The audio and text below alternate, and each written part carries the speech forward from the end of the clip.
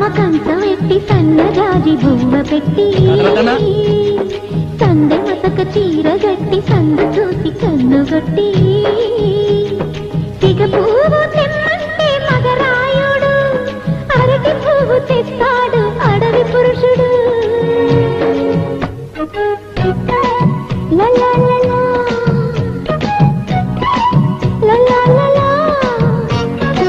చందమామ కంచం ఎట్టి సన్నజాజి బువ్వ పెట్టి సందె మసక చీర గట్టి సందు చూసి కన్నుగొట్టి